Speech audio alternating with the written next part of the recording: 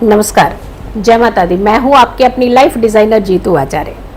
पद्मा एकादशी व्रत, जिसे हम परिवर्तनी एकादशी भी कहते हैं ये बहुत शुभ मानी जाती है। वो इसीलिए क्योंकि गणेश महोत्सव के दौरान पड़ने वाली ये एकादशी बहुत उत्तम एकादशी होती है। एक तरफ भगवान श्री हरि शयन निद्रा में है और दूसरी तरफ ये कहा जाता है कि इस एकादशी पर श्री हरि विष्णु करवट बदलते हैं। अब सोचिए, योग निद्रा मतलब पूरी निद्रा नहीं, हमारा ध्यान है, उन्हें जानते हैं वो कि हम क्या कर रहे हैं। तभी कहते हैं कि जप तप महीना, जप का भी महीना और तप यानी अपने आप को शुद्धता की तरफ ले जा करके, अपने विचारों की शुद्धि की तरफ ले जा करके पूरी पूजा पाठ भक्ति में रमने का महीना कहा जाता है। कहते जब हम अपने आप को क्लीन करते हैं यानी अपने ऑरा को क्लीन करते हैं तो ये समय ऑरा को क्लीन करने का भी होता है। पद्मा एकादशी की व्रत करते हैं कि आषाढ़ महीने में जब श्री हरि योग निद्रा में गए थे और भाद्रपद के महीने में श्री हरि अपनी करवट बदलते हैं। और ये समय ऐसा होता है कि अगर जैसे करवट बदलते होते हैं तो कच्ची नींद होती है हर किसी की, कोई आवाज लगाए तो फटाक से उठते हैं। तो ऐसे में जैसे ये थोड़ा सा छोटा सा पैच आता है जहां आप अपनी बात मनवा सकते हैं। यानी आप अगर इस एकादशी का व्रत रख करके भगवान श्री हरि को प्रसन्न करना चाहते हैं या उनसे कुछ वरदान पाना चाहते हैं तो ये पद्मा एकादशी व्रत सबसे उत्तम एकादशी व्रत माना जाता है। एक तरफ कहते हैं कि मोक्ष की एकादशियां होती हैं, यानी जितनी भी एकादशियां होती हैं वो सारी मोक्ष की ओर लेकर के जाती हैं। दूसरा ये भी कहा जाता है कि ये जितनी भी एकादशी के व्रत होते हैं ये सारे हमें कहीं ना कहीं जो हमसे भूल चूक गलती से पाप हुए होते हैं उनसे मुक्ति की भी एकादशियां मानी जाती हैं। अब पाप की परिभाषा बहुत अलग है। एक होता है कि मैंने सामने वाले का बिगाड़ना है, तो वो जानबूझ कहाँ हुई, वो अनजाना नहीं होता, वो क्रिएटेड होता है, जानबूझ कर किया हुआ। क्या हम कहते हैं ना जानबूझ के कहाँ हुआ, वो तो हो गया नहीं, जानबूझ करके हुआ। किसी को सताना जानबूझ करके, किसी के लिए ईर्ष्या रखना जानबूझ करके, किसी को अपशब्द कहना जानबूझ करके, किसी को परेशानी बना देना, क्रिएट कर देना, वो जानबूझ के है। तो इस पाप से मुक्ति नहीं मिलती है, कभी किसी को भी नहीं मिलती है, चाहे कितने भी आप गंगा स्नान कर लीजिए। लेकिन जब आप अनजाने में उसका हिस्सा बन जाते हैं, जैसे किसी ने गलती करी, आप वहां खड़े थे, आपका कोई लेना देना, बट आप घेरे में आ गए, तो वो अनजाने की चीजें हैं, वो आपको मालूम नहीं है। बट फिर भी कहते हैं कि जितना हम गुनाह करने वाले खतरनाक होते हैं उतना ही गुनाह करवाने वाले का भी हिस्सा होता है, उतना ही दंड उसे भी भोगना पड़ता। इनफैक्ट करवाने वाले को दंड ज्यादा भुगतना पड़ता है। तो हमेशा याद रखिए, जब भी हम व्रत की बात करते हैं, जब भी हम तप की बात करते हैं, व्रत और तप हमारी अनजानी गलतियों को माफ करते हैं, जो जिसका हमारा कोई कंसर्न नहीं होता।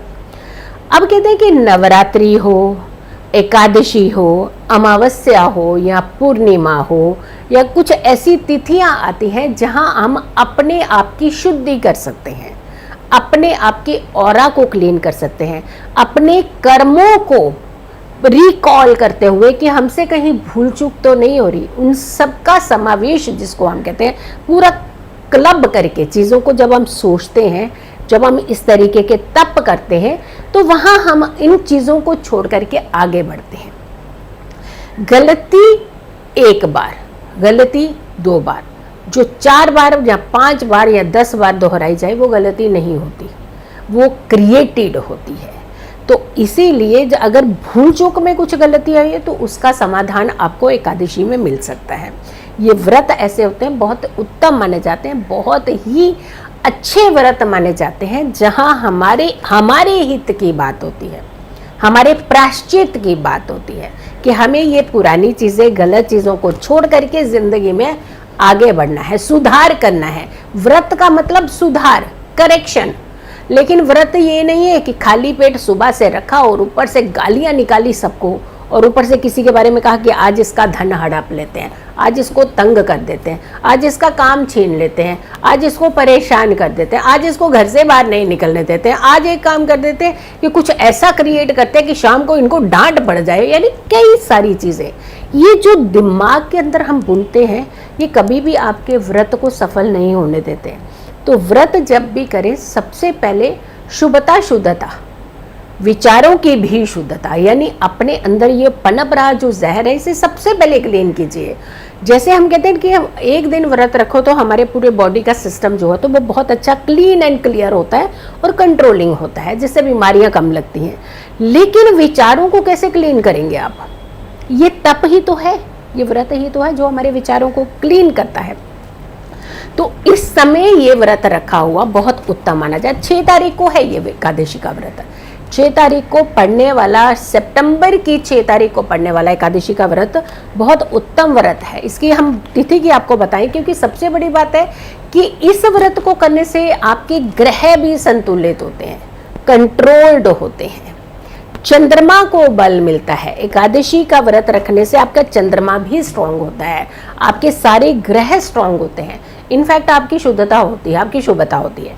पद्मा एकादशी की बात अगर करते हैं तो ये जो तिथि शुरू हो रही है, ये 5 तारीख, ये 6 तारीख को सुबह 5:54 यानी 5:54 से ही शुरू हो जाएगी। तो 5:54 का मतलब हुआ कि सूर्य उदय अभी नहीं हुआ है। तो इसका मतलब है कि सूर्य उदय की जो तिथि मिल रही है वो आपको 6 तारीख को ही मिल रही है, यानी जब सूर्य उदय होगा तब आपकी एकादशी तिथि है। तो व्रत आप 6 तारीख को ही रखेंगे। लेकिन अब ये तिथि की समाप्ति की अगर हम बात करते हैं तो 6 तारीख से शुरू होकर के तिथि 5:54 यानी 5:54 AM से स्टार्ट होकर के 7 तारीख की सुबह अर्ली मॉर्निंग 3:04 के आसपास तिथि जो है वो समापन यानी समाप्त हो जाएगी। तो इसका मतलब हुआ कि 7 तारीख को जो सूर्य उदय होगा उस समय एकादशी तिथि आपको नहीं है। तो 6 तारीख का ही एकादशी का व्रत रखना चाहिए। और 7 तारीख को जब एकादशी तिथि है ही नहीं, द्वादशी तिथि लग जाती है, तो आप इस व्रत का पारण कर सकते हैं। यानी 7 का भी कर सकते हैं और 8 की सुबह लगभग 6:30-7 बजे से पहले आप 8 तारीख तक पारण इसका कर सकते हैं। तो यानी आपको जो पारण करना है वो द्वादशी में करना चाहिए, जो व्रत है वो एकादशी का रखा जाता है। अब ये सबसे बड़ी बात है कि इस समय करना क्या चाहिए, कैसी विधियां करनी। जैसे मैंने आपको कहा कि सबसे पहले अपनी नीयत को साफ करना चाहिए। हम बाकी चीज़ें साफ करने में घर सफाई कर लेंगे हम लोग बहुत, लेकिन घर के अंदर बुजुर्ग होंगे उन्हें डांटना शुरू कर देंगे, आप ये क्या कर रहे हैं, आपको पता नहीं था, हमने ये नहीं खाना था, वो खाना था, यहाँ नहीं जाना था, वहाँ जाना। तो ये जो आपके विचार है ना, ये कभी भी आपको सफलता की सीढ़ियाँ नहीं चढ़ने देते हैं। आप पूजा पाठ चाहे आप 10 घंटे कर लीजिए, लेकिन आपके विचार अगर ऐसे रहेंगे, आपकी नीयत ऐसी रहेगी, तो आपके पूजा का फल नहीं मिलता है। आप पूजा चाहे 10 मिनट कीजिए, भगवान ने शास्त्रों में कहीं नहीं लिखा हुआ है कि आपको इतने घंटे ही आसन पे बैठे रहना है। आपका समर्पण कितना है भगवान के प्रति। और ये वक्त जो होता है सुधारने का व्रत है, मैंने कहा ना, करवट लेते हैं श्री हरि। इस समय इस एकादशी का व्रत रख के अगर आप कोई भी कार्य अपना जो आपका अटक रहा हो, जो आपका काम पेंडिंग होता जा रहा हो, जिसमें आपको बड़ी मुसीबतों का सामना करना पड़ रहा हो, तो ये सारी की सारी अर्जी आप श्री हरि को लगा दीजिए, लेकिन तुलसी दल चढ़ाते हुए। क्योंकि विष्णु जी को आपको मालूम है कि तुलसी दल बहुत प्रिय होता है। जब वो जागते भी हैं, योग निद्रा से उठते हैं, तब भी वो सबसे पहले माँ वृंदा का ही दर्शन करना चाहते हैं। यानी माँ तुलसी का जो दर्शन है वो पहला दर्शन उनको माँ तुलसी का ही चाहिए। तो तुलसी दल आप उन्हें अर्पित कीजिए और अपनी मनोकामनाएं रख दीजिए। लेकिन ये एक प्रण भी कीजिएगा कि मुझे आज के बाद किसी को कष्ट नहीं देना है। देखिए, अनजाने में कई बार हम लोग काम कर रहे होते हैं तो कोई हो जाती हैं बातें, चूक हो जाती है, लेकिन उसकी क्षमा मांग सकते हो। बट अगर आपने जानबूझ के कुछ किया तो उसकी क्षमा कैसे मांगो, क्योंकि वो आपने खुद बनाया है, खुद क्रिएट किया है। तो हमेशा याद रखिए, जैसे कि हमें एक एग्जाम्पल देते हैं, कुछ रिश्ते भगवान चुनता है, कुछ रिश्ते हम बनाते हैं। माता पिता का रिश्ता भगवान की तरफ से हमें मिला है, ऊपर वाले ने हमें सौंपा है, ऊपर वाले ने हमें बख्शा है। लेकिन जैसे फ्रेंड सर्कल है वो हम खुद बनाते हैं, वो ऊपर वाला नहीं आए देने कि इसको दोस्त बना लो इसको मत बनाओ, वो हम सेल्फ डिसाइडेड होते हैं कि हमें खुद डिसाइड करना होता है। जिसका जैसा भाव वो वैसे ही दोस्ती में चल जाए। हम कहते हैं ना कि जो नेगेटिव सोचते हैं उनको नेगेटिव दोस्त मिल जाते हैं, जो पॉजिटिव सोचते हैं उन्हें पॉजिटिव दोस्त, मतलब जिसकी संगत जिसको भाती है वो उसकी तरफ चल पड़ता है। तो कहने का मतलब है कि तुलसी दल चढ़ाइए, इस व्रत को कीजिए और अपनी मनोकामनाएं रख दीजिए। श्री हरि आपकी मनोकामनाएं ज़रूर पूरी करेंगे। मेरी इस वीडियो को बहुत सारे लोगों तक ज़रूर पहुंचाइएगा। अगर आप लोगों ने अभी तक मेरे चैनल को सब्सक्राइब नहीं किया तो ज़रूर कीजिएगा, वीडियो शेयर कीजिएगा। और सबसे बड़ी बात है कि सुबह 6 बजे जो मेरा शो आता है उसके अंदर आपके लिए खास कर होता है कि आपकी कुंडली देखी जाती है, विजेता होते हैं यहाँ पर, राशिफल आता है हर दिन सुबह 6 बजे। उस वीडियो को भी ज़रूर देखें। खुश रहें, स्वस्थ रहें, पॉजिटिव रहें। पॉजिटिव रहते हैं तो हर समस्या से हम दूर रहते हैं। जल्दी हाजिर होंगे एक अच्छी वीडियो के साथ, तब तक के लिए नमस्कार।